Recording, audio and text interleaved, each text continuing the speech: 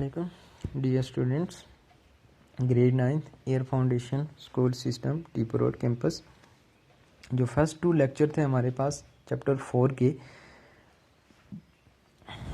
Turning effect of body, उसके जो initial topic थे हमने वो डिस्कस किए। नेक्स्ट वन जो हमारे पास टॉपिक है वो हमारे पास determination of a force from its perpendicular components. तो परपेंडिकुलर कंपोनेंट्स को हम ऑलरेडी डिस्कस कर चुके हैं कि जो भी हमारे पास फोर्स है, जब हम उसको एक्स वाई कंपोनेंट्स में रिजॉल्व कर देते हैं, अगर वो हमारे पास एक दूसरे के परपेंडिकुलर हों तो उसको हम perpendicular components of that force कहते हैं। जिस तरह से फिगर हमारे पास 4.8 है, यहाँ पे हमारे पास एक फोर्स है, यानी हमारे पास जो रिप्रेजेंट कर रही है लाइन ओ आर को, इसको हमने रिजॉल्व किया हुआ है एक्स कंपोनेंट में जो एफ एक्स से रिप्रेजेंट हो रहा है, और हमारे पास वाई कंपोनेंट में जो एफ वाई में अब एफ वाई से रिप्रेजेंट हो रहा है। इससे जो हमारे पास प्रीवियस टॉपिक था उसमें हमने ये चीज़ डिस्कस की थी। हमने ब्रीफली यहाँ पे अंडरस्टैंड किया था कि एफ हमारे पास एक फोर्स है जो एक्स एक्सिस के साथ एंगल थीटा बना रहा है। फ्रॉम पॉइंट आर हमने एक परपेंडिकुलर ड्रॉ किया एक्स एक्सिस पे। अब परपेंडिकुलर ड्रॉ करने से हमारे पास एक रिजल्टेंट वेक्टर आ गया जो ओ आर को रिप्रेजेंट कर रहा था। वहाँ पे हमने फिर head to tail rule apply किया था। Head to tail rule apply करने के बाद वहाँ से जो 2 कंपोनेंट्स थे एक्स एक्सिस एफ एक्स और वाई कंपोनेंट एफ वाई, उसकी हमने वैल्यू फाइंड की थी। F X is equal to F cos of theta and F Y is equal to F sine of theta. Start करते हैं। Since a force can be resolve into 2 perpendicular components, it reverse is to determine the force knowing its perpendicular components. Means हम force को resolve कर सकते हैं perpendicular components में। अब यहाँ पे हम हमारे पास क्या फिगर में consider F X and F Y as the perpendicular component of force F.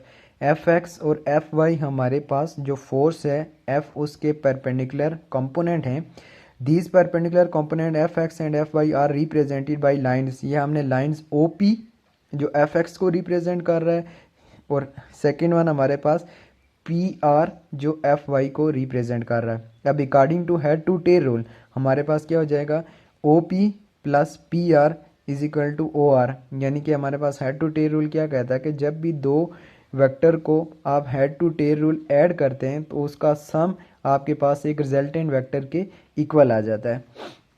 दस O R will completely represent the force. O R basically हमारे पास टोटल फोर्स को रिप्रेजेंट कर रहा है। अब जो हमारे पास रिजल्टेंट वेक्टर है, रिजल्टेंट वेक्टर को भी हम डिस्कस कर चुके हैं कि हमारे पास एक सिंगल वेक्टर होता है जो हमारे पास इंडिविजुअल वेक्टर्स का जो इफेक्ट है या जो इम्पैक्ट है वो उसके इक्वल रिप्रेजेंट हो रहा होता है।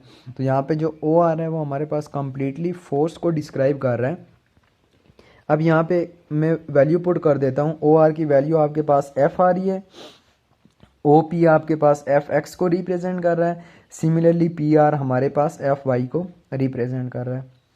So finally the magnitude of the force F can be determined using the right angle triangle.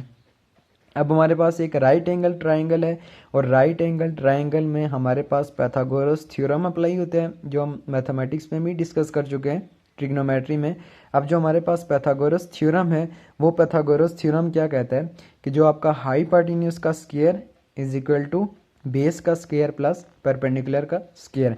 अब जो हमारे पास ट्राइंगल है यहाँ पे right angle triangle O P R, इसमें हमारे पास ओ पी बेस को रिप्रेजेंट कर रहा है, पी आर परपेंडिकुलर को रिप्रेजेंट कर रहा है, और ओ आर हमारे पास हाइपोटेन्यूज को रिप्रेजेंट कर रहा है। So finally according to head to tail rule according to Pythagoras theorem hypotenuse का square is equal to base का स्क्वायर प्लस परपेंडिकुलर का स्क्वायर। तो यहाँ पे पाइथागोरस थ्योरम अप्लाई करते हैं।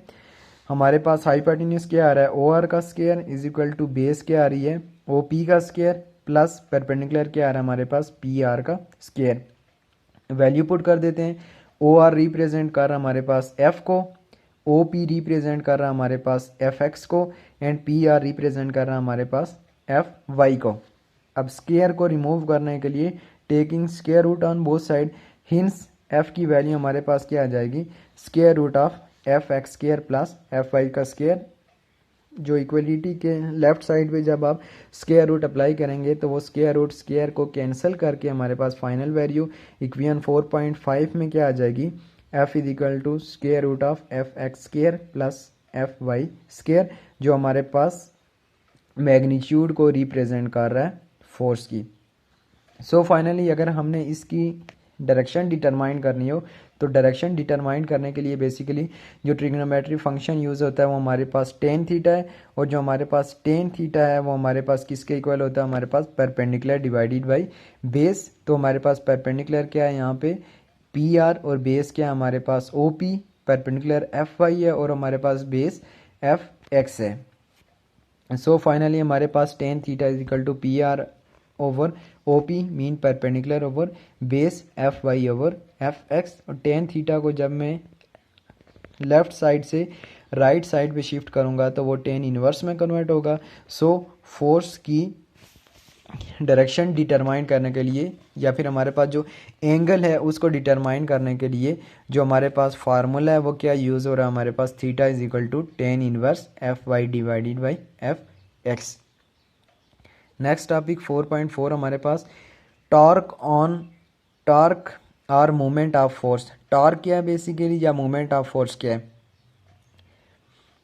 द डोर इज ओपन और close due to the turning effect of the force acting on it. जो भी क्लास का डोर या अपना आपके रूम का डोर आप क्लोज कर रहे हैं या ओपन कर रहे हैं तो वो हमारे पास टर्निंग इफेक्ट है बॉडी का, जो एक स्पेसिफिक सेंटर ऑफ एक्सिस यानी एक्सिस ऑफ रोटेशन पे हमारे पास मूव कर रहा है।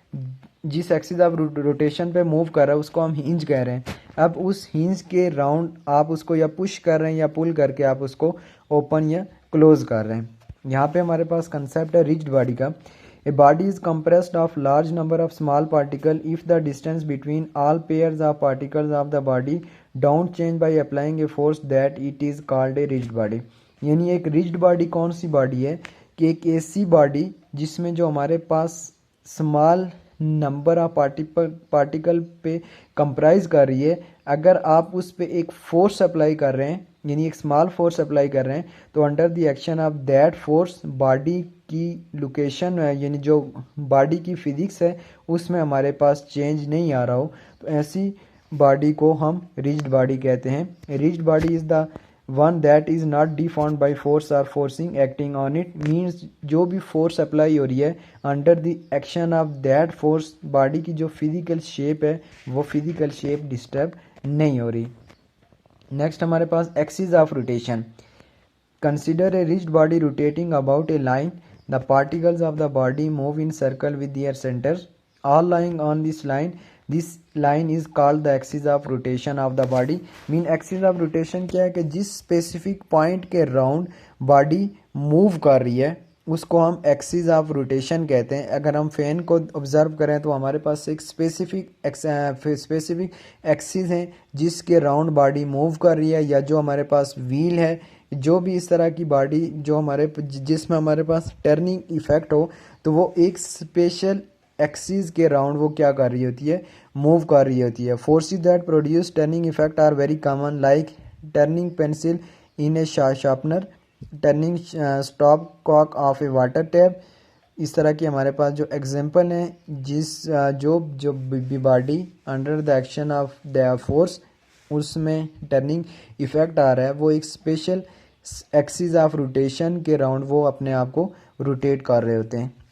The turning effect of a force is called torque और मूवमेंट ऑफ द फोर्स। या बेसिकली टॉर्क क्या है या हमारे पास टर्निंग इफेक्ट क्या है। The turning effect of a force is called torque, यानी जो बॉडी में टर्न आ रहा है under the action of force उसको हम टॉर्क कह रहे हैं। Why the handle of door is fixed near the outer edge of a door, we can open और close a door more easily by applying a force at the outer edge of a door rather than near hinge. यानी simple यहाँ पे case क्या आ रहा है, case क्या है कि हमारे पास जहाँ पे हम फोर्स अप्लाई कर रहे हैं और जहाँ पे एक्सिस ऑफ रोटेशन है, एक्सिस ऑफ रोटेशन से जितना ज़्यादा डिस्टेंस होगा या जितना कम डिस्टेंस होगा हमारी फोर्स उस पे डिपेंड कर रही होगी। यानी अगर जो हमारे पास डोर के हिंजेस हैं अगर उसके करीब बहुत स्मॉल डिस्टेंस रख के हम डोर को ओपन या क्लोज करेंगे तो हमें लार्जर फोर्स अप्लाई करनी पड़ेगी। या फिर जो भी हमारे पास स्पेसिफिक हैंडल बने होंगे, अब वहाँ से लेके उसकी जो हिंज तक जिसके राउंड वो रोटेट कर रही है उसके डिस्टेंस को हम जितना इंक्रीज़ करेंगे तो वहाँ हमारे पास इजीली उसमें टर्निंग इफेक्ट आएगा। तो मीन्स जो हमारे पास टर्निंग इफेक्ट है वो हमारे पास एक्सिस ऑफ रोटेशन और जिस स्पेसिफिक पॉइंट पे हम फोर्स अप्लाई कर रहे हैं उसके डिस्टेंस पे भी डिपेंड कर रहा होता है। Let us study the factor on which torque or moment of force depends. हम फैक्टर डिस्कस कर रहे हैं कि कौन से फैक्टर्स पे जो हमारे पास टॉर्क है या मोमेंट ऑफ फोर्स है वो डिपेंड कर रहा है। You might have seen that a mechanic use a spanner as shown in figure. जो हमारे पास मैकेनिक्स वगैरह जो मैकेनिक वगैरह होते हैं ये स्पेनर को यूज़ कर रहे होते हैं जो हमारे पास फिगर में मेंशन है। इस स्पेनर को बेसिकली या जो नेट बोल्ट वगैरह है उनको टाइट या लूज़ करने के लिए वो यूज़ कर रहे होते हैं। Spanner having long arm helps him to do it with greater ease than the one having short arm. Means हमारे पास क्या है, मूवमेंट आर्म। यहाँ पे मूवमेंट आर्म जो फिगर में रिप्रेजेंट हो रहा है, मूवमेंट आर्म बेसिकली हमारे पास एक्सिस ऑफ रोटेशन से लेके जिस पॉइंट पे हम फोर्स अप्लाई कर रहे हैं उस तक के डिस्टेंस को हम मूवमेंट आर्म कहते हैं। तो जितना ज़्यादा मूवमेंट आर्म होगा उतनी मिनिमम फोर्स रिक्वायर्ड होगी और जितना कम मूवमेंट आर्म होगा उतनी ज़्यादा हमारे पास फोर्स अप्लाई होगी। It is because the turning effect of the force is different in the two cases. The movement produced by a force using A spanner of long arm is greater than the torque produced by the same force by using A spanner of short arm. Means हमारे पास moment of arms greater होगा तो हम greater torque produce करेंगे। Mean greater torque produce होगा तो वो easily जो नट है या जो बोल्ट वगैरह हम यूज़ कर रहे हैं उसको हम टाइट या लूज कर देंगे। तो सिंपल क्या था हमारे पास कि जो भी बॉडी में टर्निंग इफेक्ट आ रहा है उसको हम टॉर्क कहते हैं। उस टॉर्क में हमारे पास एक मूवमेंट आर्म होता है। मूवमेंट आर्म क्या है, बेसिकली एक हमारे पास एक्सिस ऑफ रोटेशन है जिसके राउंड बॉडी मूव कर रही है, रोटेट कर रही है, और एक हमारे पास वो फिक्स पॉइंट है जहाँ पे हम फोर्स अप्लाई कर रहे हैं। अब उस फोर्स अप्लाई करने वाले पॉइंट से लेके जो एक्सिस ऑफ रोटेशन तक का जो डिस्टेंस है उसको हम मोमेंट आर्म कहते हैं। अगर हम जितना मोमेंट आर्म ज़्यादा रखेंगे तो उतना ज़्यादा टॉर्क अप्लाई होगा, उतनी ही इजीली हमारे पास जो भी नेट वगैरह है या जो भी हम बॉडी को टर्न कर रहे हैं, डोर को या ओपन या क्लोज कर रहे हैं, तो वो हमारे पास इजीली ओपन या क्लोज हो जाएगा। Line of action of a force. The line along which a force acts is called the line of action of the force. In figure 4.12, the line B and C is the line of action of force. Line of action of force क्या है कि जहाँ से आप force apply कर रहे हैं, यानी स्पेनर को जिस पॉइंट से आपने ग्रिप किया हुआ है वो बेसिकली आपके पास लाइन ऑफ एक्शन है। Movement arm, the perpendicular distance between the axis of rotation and the line of action of the force is called the moment arm of the force. Already ये चीज़ discuss हो चुकी है कि जो आपके पास moment arm क्या है, लाइन ऑफ एक्शन, जहाँ से आपने स्पेनर को ग्रिप किया हुआ है in the case of spanner, वहाँ से लेके जो एक्सिस ऑफ रोटेशन तक का जो परपेंडिकुलर डिस्टेंस है वो मोमेंट आर्म को रिप्रेजेंट कर रहा है, और मोमेंट आर्म को हम कैपिटल एल से रिप्रेजेंट कर रहे होते हैं। The torque or moment arm of a force depends upon the force F and the moment arm L of the force. Basically जो टार्क है वो टू फैक्टर्स पे डिपेंड कर रहा होता है। एक फोर्स पे डिपेंड कर रहा होता है, यानी कितनी फोर्स आप अप्लाई कर रहे हैं, और एक मोमेंट आर्म पे डिपेंड कर रहा है कि मोमेंट आर्म हमारे पास कितना है, वो शॉर्टर है या हमारे पास लॉन्गर है। Greater the force greater is the moment of the force. जितनी ज़्यादा फोर्स अप्लाई करेंगे उतनी ज़्यादा मोमेंट होगी। सिमिलरली जितना ज़्यादा हमारे पास मोमेंट आर्म होगा उतनी ही ज़्यादा हमारे पास फोर्स अप्लाई होगी, और उतना ही इजीली हमारे पास जो भी नेट वगैरह जो हम टाइट लूज कर रहे हैं या ओपन क्लोज कर रहे हैं वो इजीली परफॉर्म होगा। दस the moment of the force और टॉर्क टा is determined by product of force F and its moment arm L. Mathematically जो टॉर्क का फार्मूला है वो हमारे पास क्या है, force multiply by moment arm. Means force और मोमेंट आर्म को मल्टीप्लाई कर रहे होते हैं, और मल्टीप्लाई करने से हमारे पास जो वैल्यू आ रही होती है वो हमारे पास टार्क को रिप्रेजेंट कर रहा है। हिंट्स जो हमारे पास टार्क या जो टर्निंग इफेक्ट ऑफ बॉडी उसकी जो हमारे पास मैथमेटिकल फॉर्म है वो हमारे पास क्या है, टा is equal to F cross L. F हमारे पास फोर्स को रिप्रेजेंट कर रहा है और एल हमारे पास मोमेंट आर्म को रिप्रेजेंट कर रहा है। तो ये था हमारे पास लेक्चर 3 चैप्टर 4, जिसमें हमने परपेंडिकुलर कंपोनेंट्स को डिस्कस किया, यानी उसकी मैग्नीट्यूड और डायरेक्शन को हमने फाइंड किया। उसके बाद हमने टार को डिस्कस किया, उसमें हमारे पास रिजिड बॉडी थी। रिजिड बॉडी मीन ऐसी बॉडी जिसमें फोर्स अप्लाई करने से वो डिस्ट्रॉय नहीं हो रही, डीफॉर्म नहीं हो रही। उसके बाद हमने एक्सिस ऑफ रोटेशन को डिस्कस किया, मीन्स स्पेसिफिक पॉइंट जिसके राउंड बॉडी रोटेट कर रही होती है। उसके बाद हमने लाइन ऑफ एक्शन को हमने एक्सप्लेन किया कि लाइन ऑफ एक्शन एक ऐसा फिक्स पॉइंट है जहाँ पे आप फोर्स अप्लाई कर रहे होते हैं। उसके बाद मोमेंट आर्म था, मीन्स हमारे पास लाइन ऑफ एक्शन से लेके जो हमारे पास उसका एक्सिस ऑफ रोटेशन है उस तक का जो परपेंडिकुलर डिस्टेंस है वो मोमेंट आर्म को रिप्रेजेंट कर रहा है। और जो हमारे पास टार की मैथमेटिकल फॉर्म है वो हमारे पास capital F cross L, capital F force को रिप्रेजेंट कर रहा है और हमारे पास कैपिटल एल मोमेंट आर्म को रिप्रेजेंट कर रहा है। इसको आपने रीडिंग करना, इसकी आपने रीडिंग करनी है ब्रीफली। रीडिंग करने के बाद जो इसमें कंसेप्ट्स हैं वो आपने कंसेप्ट गेन करने हैं और जो हमारे पास पिन बॉक्स में डेफिनेशंस वगैरह हैं आपने उनको मेमोराइज करना है। Line of action, moment arm, axis of rotation, rigid body और जो आपके पास परपेंडिकुलर कंपोनेंट्स वाला था वो आपने कंप्लीटली ऐसे ही आपने प्रिपेयर करना है, यानी आपने फिगर बनानी है। फिगर बनाने के बाद आपने उसको एक्सप्लेन करना है और फाइनली आपने फोर्स की वैल्यू और उसके अलावा आपके पास जो वैल्यू आ रही थी डायरेक्शन की थीटा की, आपने वो वैल्यू फाइंड आउट कर देनी है। Thank you very much.